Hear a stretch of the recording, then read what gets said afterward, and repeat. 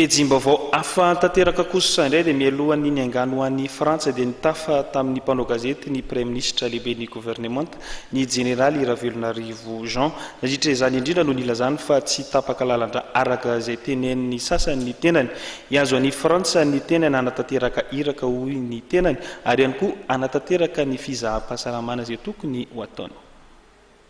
Nisy ny feony hely tamin'ny farany herinandro iny mahakasika ny fahasalaman'ny Premier Ministre lehiben'ny gouvernement Jean Ravelonarivo. Nivoaka ny fahanginany kosa ity farany mialohan'ny diany azo amin'ny Paris ny sabotsy lasa teo. Misedra tsy fahasalamana tondrehetra izy kanefa mbola mitoetrany kosa ny asa mandraharahany miasa ao an'ny firenena. Hita somary reradreraka ity farany fa kosa tsy mitombona ny filazana fa tsy afaka mandeha na koa tapaka lalandra.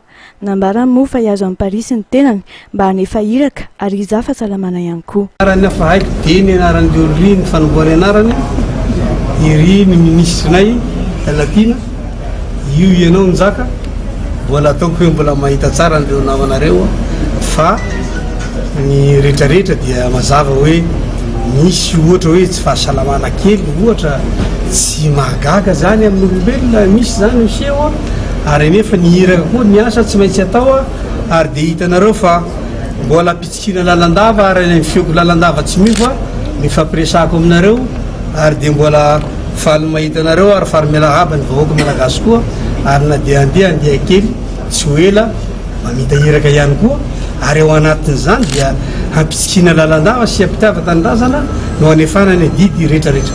Ankoatra ny fahasalamana dia nasiany resaka ihany koa mahakasika ny opération fahalemana manoloana ny fanambarana izay nataony zanak'Atsimo ny zoma lasa teo. Ilaina ihany koa ohatrany ny Premier Ministre ny fametrahana ny fahandriam-pahalemana maharitra mba ho antoky ny fampandrosoana.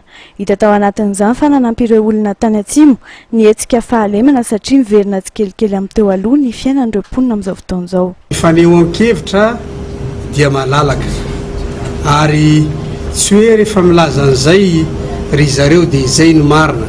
Ny marina zany dia miasa ny fanjakana, ny fandriam-pahalemana dia tsy maintsy apetraka, ny asan'ny dahalo dia tsy maintsy hofoanana fa ao anatin'izany zany ny omby ray lohasatsy indray mifoa ary raha mety ny fandriam-pahalemana mba manaova fanadihadina koa ngenareo fa raha any Atsimo amin'izao fotoana raha tsy mianatra ny ankizy taloha dia mianatra izy amin'izao fotoana.